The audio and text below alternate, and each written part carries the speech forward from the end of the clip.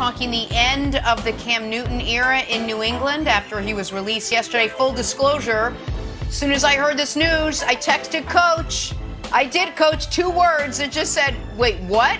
He knew exactly what I was talking about. That after Bill Belichick basically led us all to believe all preseason long Cam was the team starter. He wrote back, I'll tell you on the show tomorrow. I'm not wasting my time texting you. So Cam's release means the job...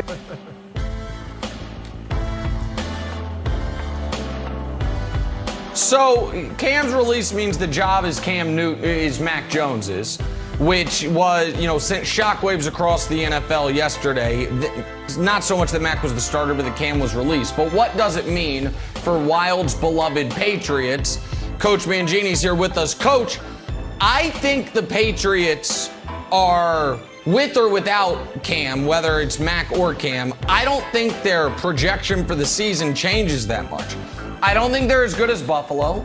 I think they are going to be fighting and clawing with Miami to be the second playoff team out of the AFC East. I know you don't love the early season projections, but I think the AFC North's going to have a couple playoff teams. Baltimore, Cleveland, Pittsburgh, pick 2 of the 3. I think the AFC West is going to have a couple playoff teams in Kansas City and the Chargers. And I think the AFC South likely only has 1. So that leaves 2 for the AFC East. The question is, will it be New England or Miami, assuming Buffalo doesn't fall off the map? So I think that's their ceiling. I think their ceiling is, I want to say 10-6, but I guess in this 11-6, 10-7, in that range, and being a good, very well coached, good defensive, average offense. I think average offense is probably the ceiling, even with all the additions. That's how I land on it. What say you, Coach?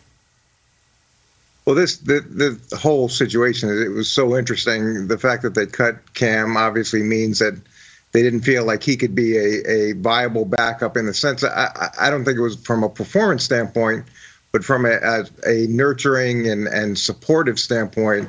And they wanted to make sure that they took away any of the potential conflict from Mac Jones. So that they go all in on that aspect. The division is interesting because it's all young quarterbacks. It's got to be one of the youngest group of quarterbacks in any division of all time. So that allows you some hope in starting a young quarterback that you're going to compete with the rest of the division. And then you've got such an experienced coaching staff, which to me gives you an edge. It's hard to project how he's going to do because when you look at the Giants game, he played as long as he did, but it was really against the twos, and he still got sacked 4 times. And that's the biggest fear with a guy like Mac Jones is his mobility, his ability to get out of trouble, especially when teams start lighting him up, which in that division, they will light you up. That's a division that's filled with blitz-happy defensive coordinators and competent pass rushers.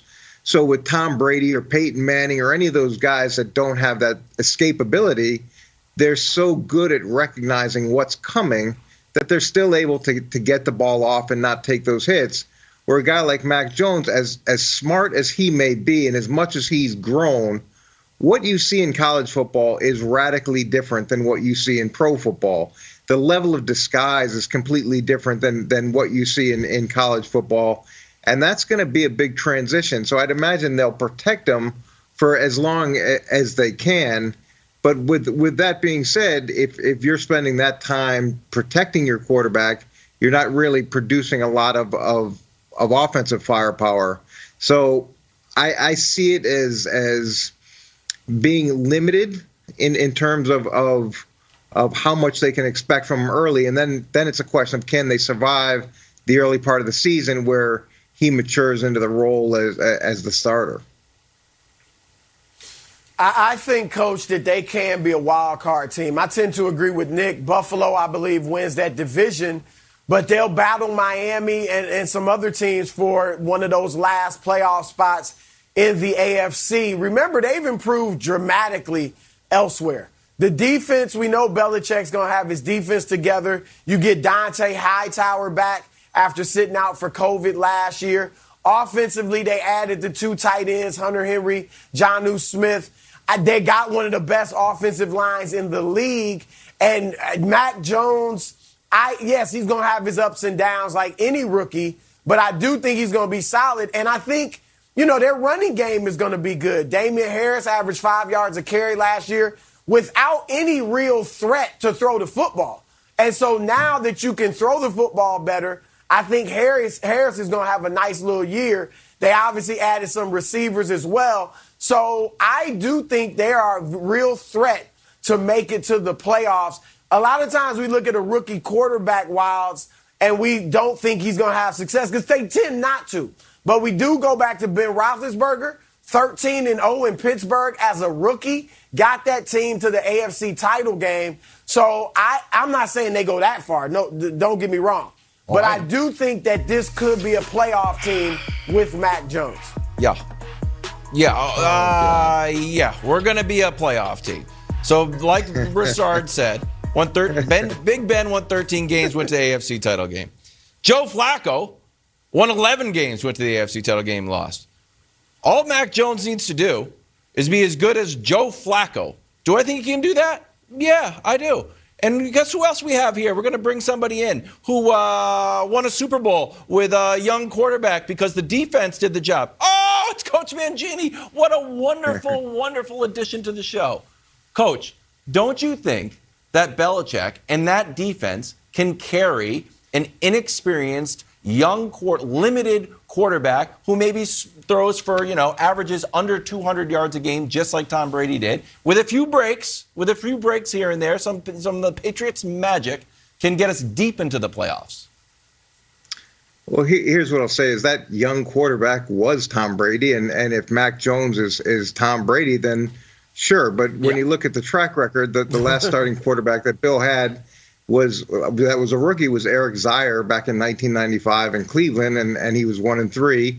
They've drafted 11 quarterbacks. I guess Jimmy Garoppolo's the best quarterback of that group that they drafted, and he didn't really start until year 4 or 5, so he had a ton of experience. And then you got Matt Castle for cheating.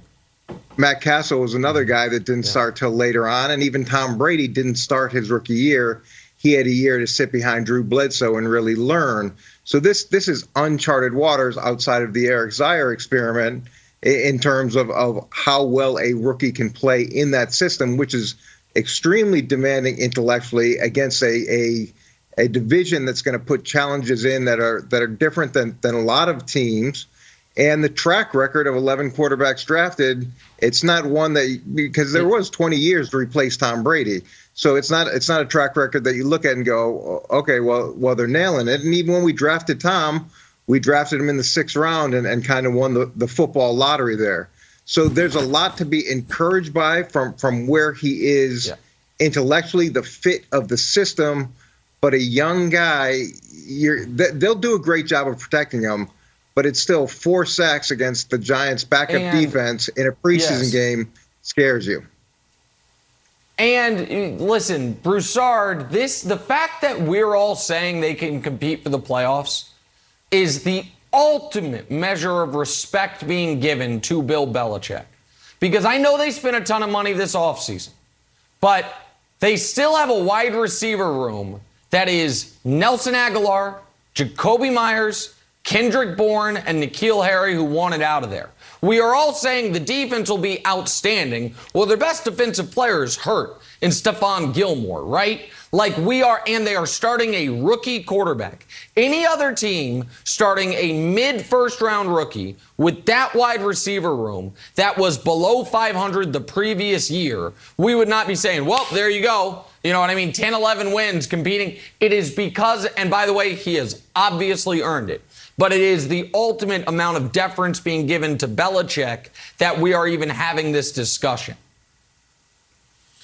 I'm with you, Nick, and I've said many times that Belichick's the greatest coach in NFL history. But the facts are the facts. He has played 8 seasons without Tom Brady. He's made the playoffs once. All right, there's a chip on his shoulder.